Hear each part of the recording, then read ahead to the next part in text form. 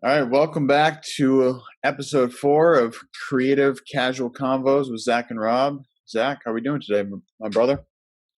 Amazing. Joining you from Cali, Colombia, which is changing scenes and changing weather. It's really hot here. Nice, dude. What have you been? I know you've been traveling. Where you been these past couple of weeks?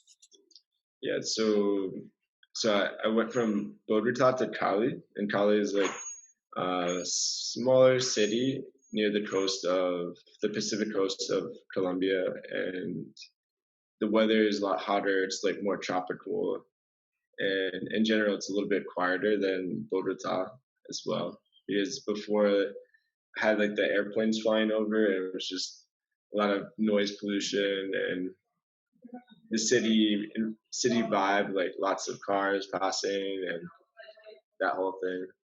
So So, is this a new semi-permanent residence? uh, well, yeah, I'm kind of moving locations right now Nice. because I realized that Bogota is amazing, but I really want to switch things up and also go to a place with a little bit warmer weather. So yeah, so I've been here, and also like the healer I work with, the Taita, shaman, I guess. He lives here in Cali as well. So I've just been hanging out with him, going to some ceremonies, like hanging out with the family. Yeah, so it's Nice, been brother. good. So what's been the main focus of the past couple of weeks for you? I know you said you've had some great journeys and some great experiences. Have there been any, realizations or thoughts that you've really been meditating on? Yeah, this weekend specifically like was really like intense with the insights I gained through ayahuasca, and specifically like that our mind can really go anywhere and like do anything, um, just from like being right here. For example, like from the place where we're at, we can pretty much travel anywhere in the world just with our mind, like our imagination, which was um, pretty crazy to feel that, to like really experience that. And then yeah, just getting a lot of clarity as well, like on my own path, and realizing that a lot of the things have like a simple answer to it. And simplicity really brings a lot of peace as well. It's like when we try to do things in a simpler way, it's a lot of times more peaceful. Like it flows a lot better. So I've been learning more about the importance of simplifying stuff. So really getting things as simple as possible, even when speaking. Like how can I be as simple as possible so that I'm speaking clearly? I love that. Yeah, it's definitely, something, an intention of mine is to be more concise in my speaking. Obviously, I tend to ramble a lot, which is, not the worst thing in the world, but, sometimes it's good to be a little bit more concise. So that's definitely something I've been focusing on is simplicity in all aspects as well. And, the past few days have really been great eye-opening experience in terms of what's possible. On Sunday, we had a great ice and iron with a lot of really great connections that were made there and deepened there. And then yesterday had a pretty cool day where we went to one of my buddy's homes where he's basically got his own homestead, permaculture garden, and you just feel the abundance there, the abundance of food, the abundance of energy, like the abundance of love and intention. And he built his own tiny home, and it's really cool just to see, like, wow, this is possible, and he's done all that in less than 2 years. So just kind of seeing what's possible in a really short period of time was very inspiring. um, and then we went to the beach after that, me, Ed, and Jordan, and it was 73 degrees here in middle of November in Boston, which is not normal. So we took advantage of that and really just had this really overwhelming feeling of gratitude. Like, wow, like this is amazing that we're at the beach right now on November 10th. And then after that, we went to a podcasting studio and, met up with this guy who, basically a professional podcasting studio, and kind of figure out for my podcast, is this something that I could take to the next level? And, Ed Jordan and I are thinking about making one for the three of us as well.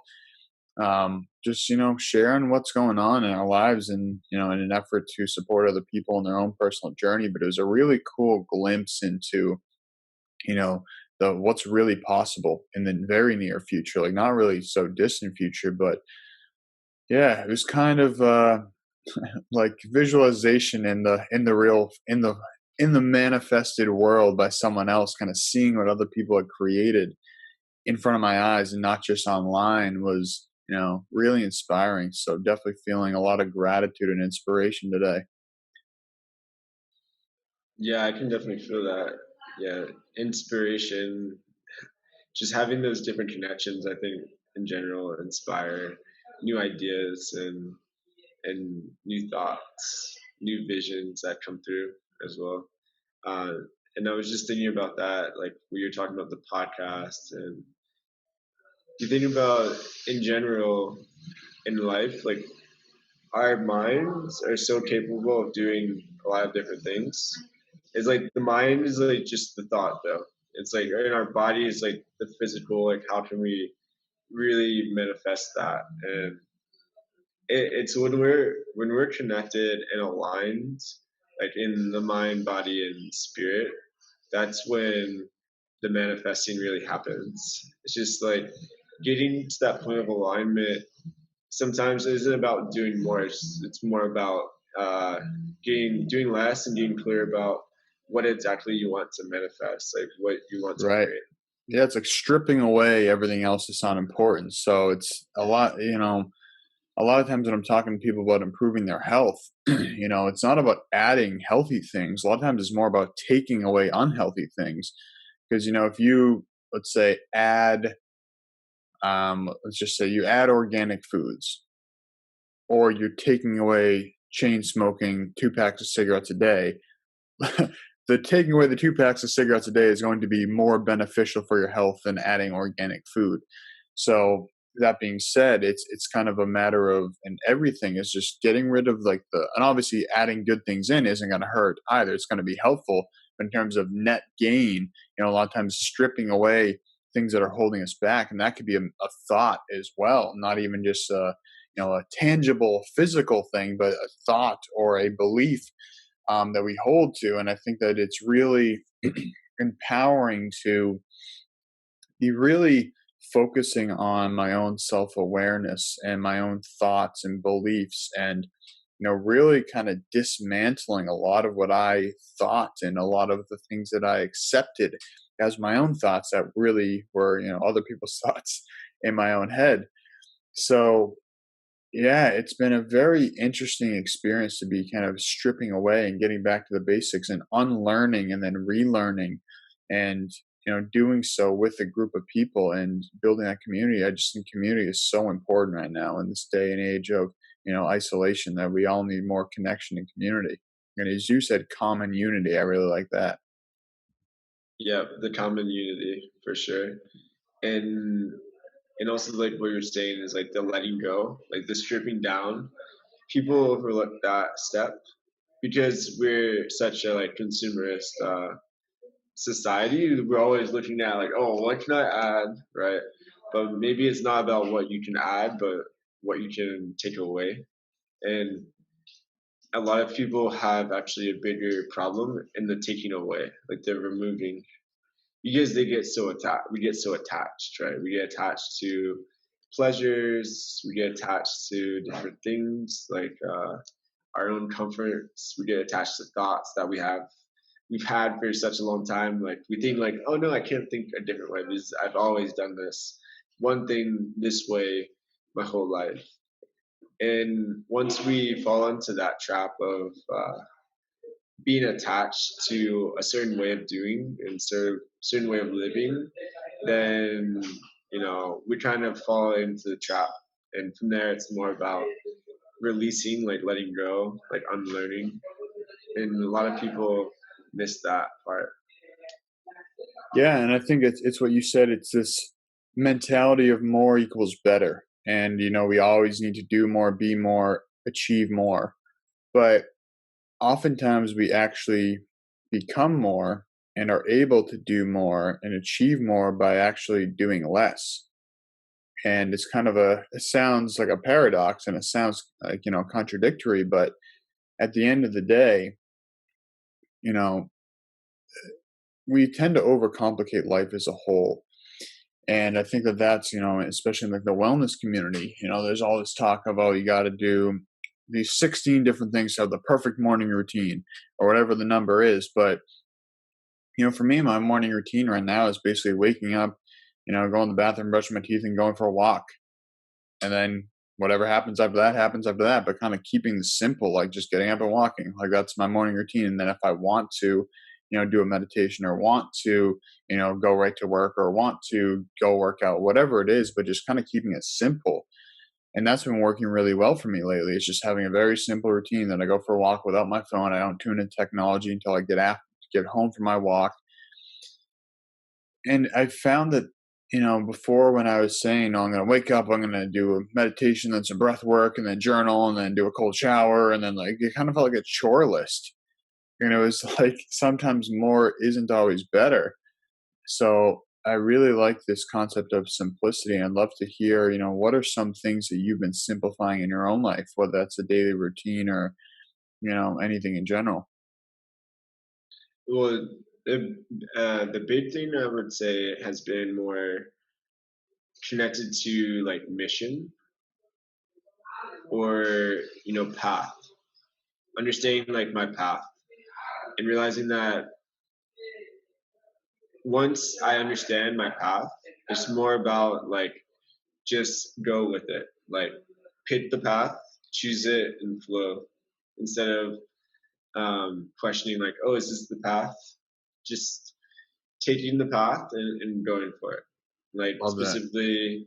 specifically with like plant medicine with ayahuasca. Recently, it's shown me that just like every other thing, like meditation and nutrition, all these things, it's there's a practice, there's a path there, and if I devote myself to that path, I don't know what will happen, but I can just trust and have faith that this is one thing that like the universe is calling me to like to explore deeper.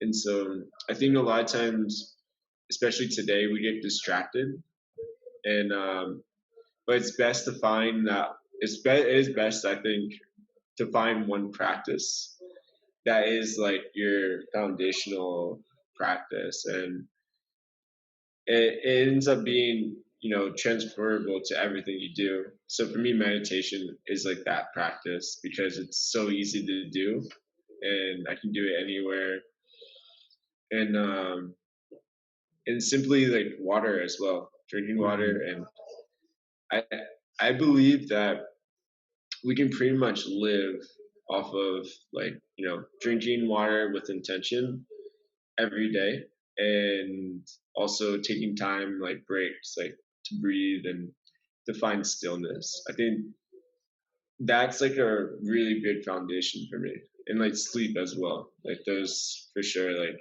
foundations, and really using like plant medicines like ayahuasca for me are just a part of that practice, but it helps me like take everything and put it together, like okay, take everything and align it, like okay, how can I put it all together into something that helps me and can possibly help others as well. Mm.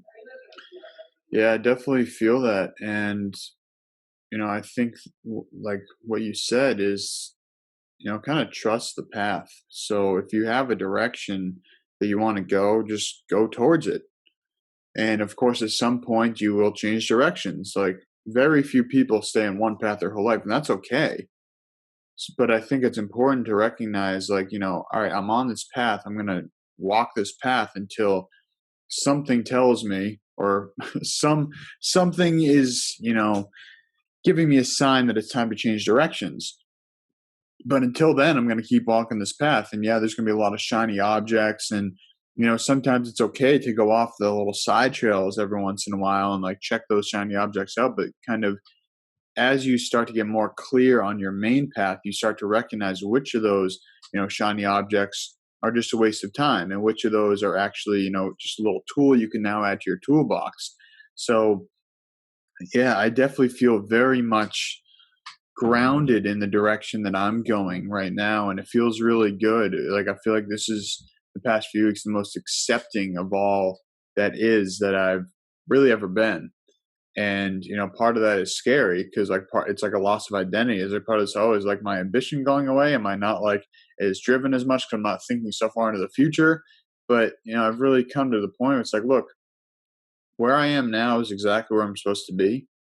And I'm going to continue to walk this path. I'm going to continue to try new things and, continue to do new things and, do the best I can with what I've got. And I'm going to continue to learn and grow. But just this level of acceptance and, gratitude for where I am at the moment and how far I've gotten, and just, recognizing these goals I have, that the only time that I get disappointed in the life I'm living is when I put, an expectation or a time frame around one of these goals. Where if I say, oh, I want to have my homestead in a year and I don't achieve it, now I'm upset. Or not upset, but, disappointed or like not content with where I'm at. But if that's just the goal and there's no, you know, attachment to an outcome, that's a whole different story. Like that, and then the journey becomes the fun part. The kind of the chasing of the dream of having that. And then when I get there, inevitably there'll be another goal, and that's okay. I think that a lot of people have this "I'll be happy when" syndrome that they have, and I was guilty of that for a while too, and still am to some degree at times.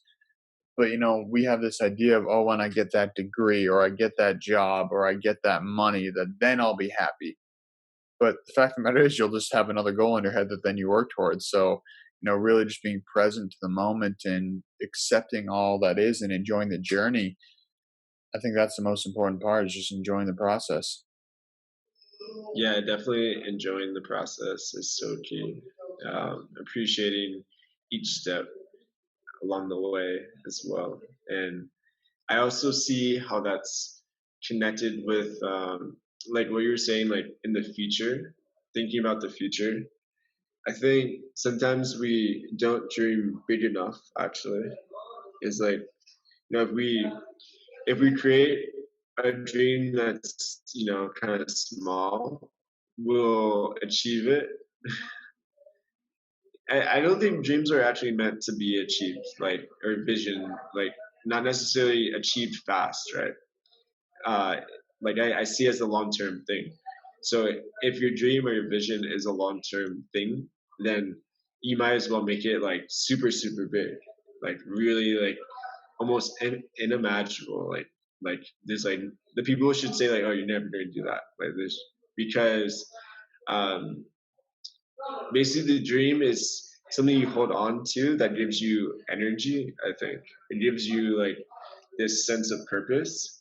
And if you achieve like your vision or your dream like too fast, you're going to actually, you know, be frustrated with yourself because you're so caught up in like getting there fast that you didn't appreciate that whole journey to get there. And then you're just going to be like looking for the next thing, like what you're saying, like looking for the next. Right. Yeah, I think an important piece in that as well, that, part of my vision, like I said, like my, kind of the main drive right now is to have my own homestead where I'm living a sustainable lifestyle, basically growing the vast majority of my food on site, living off the land. But then there's other parts that are, a bit more out there. Like I want to be a New York Times bestselling author. I want to, like, that's on my list, and that's like kind of like scary. And like, can I even fucking do that? Like, is that even possible? But you know, part of that is just, I just got to write more, and I just got to keep writing, and just sharing in an authentic way, not worrying about that, but putting all that time and energy instead of worrying about becoming a New York Times bestselling author, putting all that energy into just writing and creating. And so I think that it's good to have, like you said, some goals that may seem a little out there. That's okay. I'd also like to be, on stage, like talking to a crowd of 10,000 or more people. Like that's also a goal of mine. Like that would be really cool. But again, I want to do that in a way that it's not, you know, sleazy. I want it to be authentic, and I want it to be, I'm giving value to people, and that's why I'm in this position. I've created something of value, something that's so valuable that all these tens of thousands or millions of people are, you know, observing this. And that also recognizing that starts with, doing videos like this, that maybe it helps one person's day, but that's worth it. I think it's also easy to get caught up in these numbers of like, oh, when you have 10,000 followers on Instagram, then you're an influencer. But it's like, well, if I helped one person today, I influenced their day to be better. That to me is a win. So I think that, it's easy to get caught up in the numbers of everything, and coming back to accepting where we are and just making the most of where we are in this moment, in this day. And, I just think that it's a balance of really having some of these dreams, like you said, that are a really big dream, but not getting attached to them, and really just focusing on the process to get there, and making, a story out of it. I think that that's what it comes to, just making our life the best story ever, the best movie ever, just every day. And that's, David Avocado Wolf, he has his motto is, it's the best day ever. And that's something that myself, Eddie, and Jordan, we've kind of, embodied that motto. And it's more than just, a motto or a slogan. It's, and it shifts my mindset to look for the best things in every single day. Like yesterday, it was the best day ever, like 6 different times. Like there's a bunch of moments like, wow, this is amazing. This is incredible.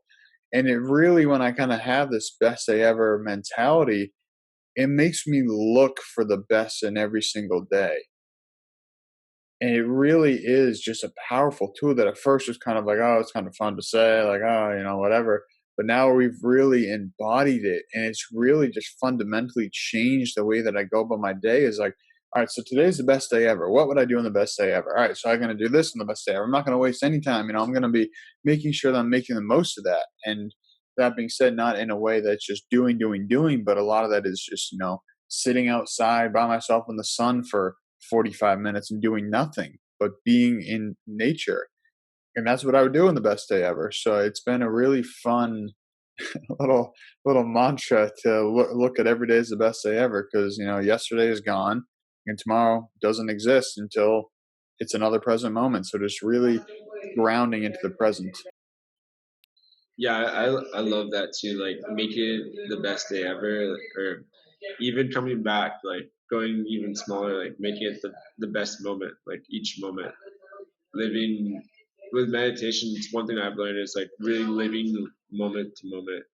And whenever I catch myself like outside of the moment, that's when I try to work back to presence, like again. It's like as long as we're in presence, we're going to be like living a full life.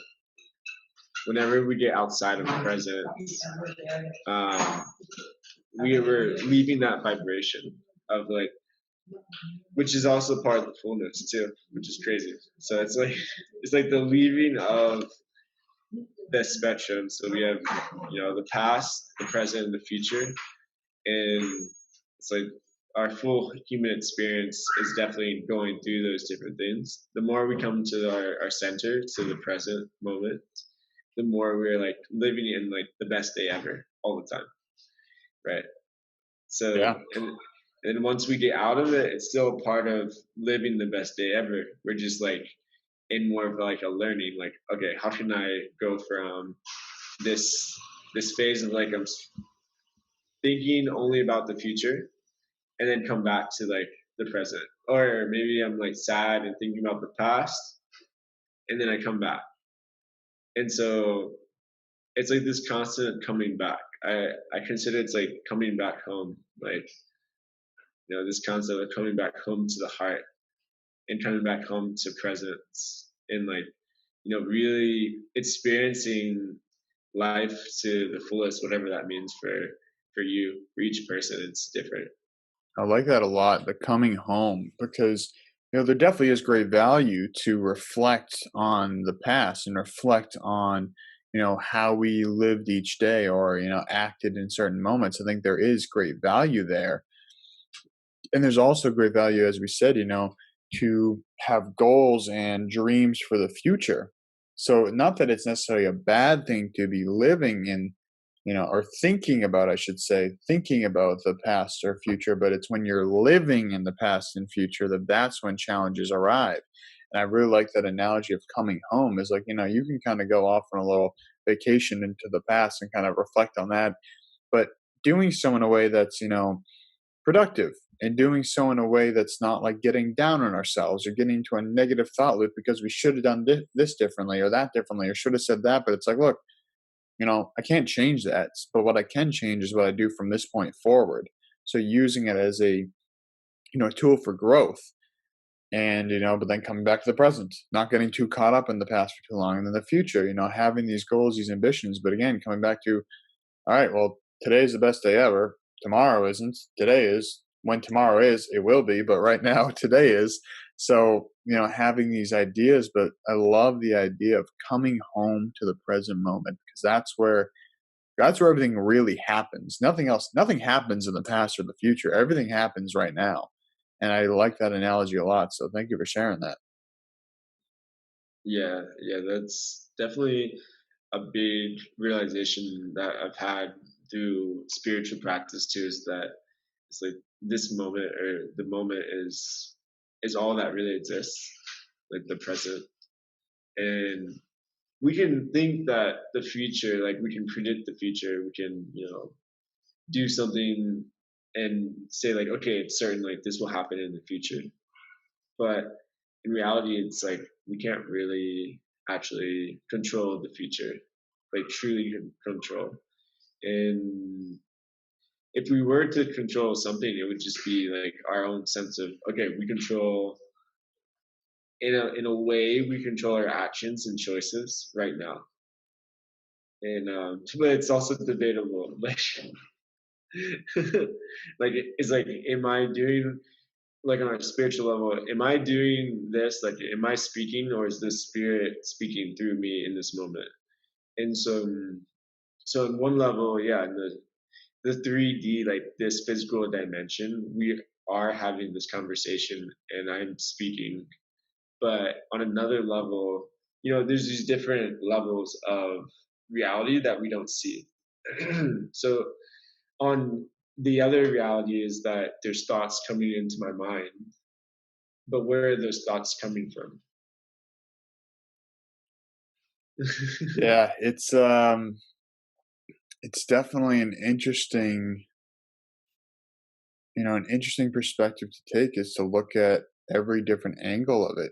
And like you said, are we, simply a channel of information and thoughts, or are we creating those ourselves, or is it a combination of both?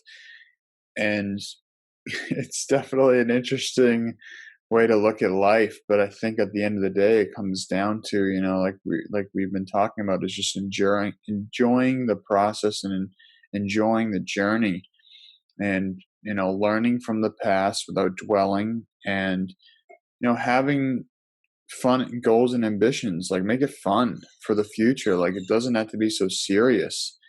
And I think that that's one thing that Ice and Iron, and hanging out with Eddie, has really shown me, is just like the importance of play.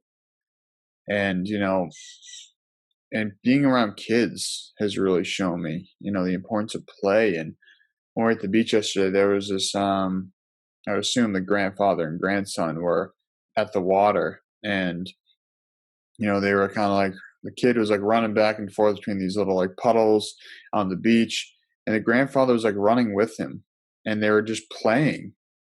And part of me wanted to go up and like compliment him for just really just indulging in play with his grandson, but also part of me didn't want to interrupt it. So I opted to not interrupt and just kind of, gave that mental appreciation towards him for, just embodying playing with his grandson on the beach that, a lot of people, it's so simple, but a lot of people just, don't think it's that important. They'd rather let their kid play and they're on their phone, or because they're so serious, they're so caught up in things that don't really matter.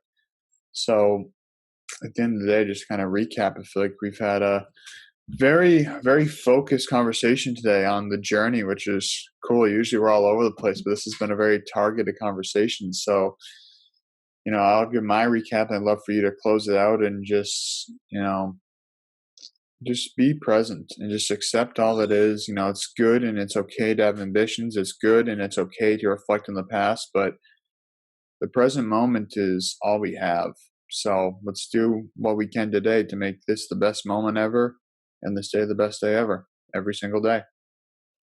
Yeah, I love that. And the point on play as well, because in my experience, like the wisdom keepers, like of our society, are they're hidden.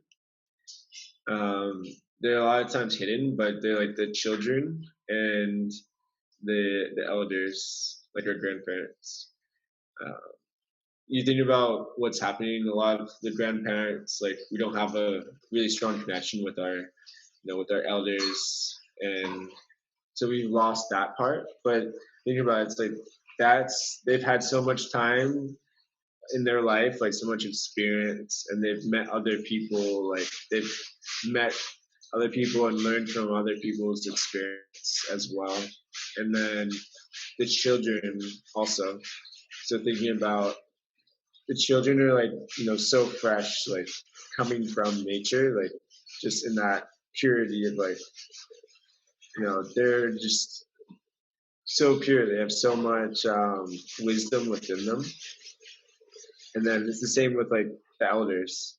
They have wisdom from just living such a long life. It's like the full circle. They come full circle. And then we kind of lose something like in between. But if we really want to, stay connected, we just have to take care of children, like be connected with children in the sense of like have that sense of care, like about children in our lives, and also playing. And then the other side's like the elders, like spend time with older people, like listen to their stories and just be there. And the two hold so much wisdom. Amen. Well, Zach, thank you for being here today. I'm glad that you're back and in a new home for now, and I hope that that's the home for you for the time being. And if not, you'll find another place. So I'm glad that you are truly enjoying the journey and making every day the best day ever. So thank you for being here. Thank you for being you and sharing your experience and your wisdom. And I want to thank everyone who's listened this far. Yeah, brother, thanks. Such a beautiful thing to be able to share this connection. And yeah, let's just keep flowing and growing and appreciating the journey as we go. Sounds good.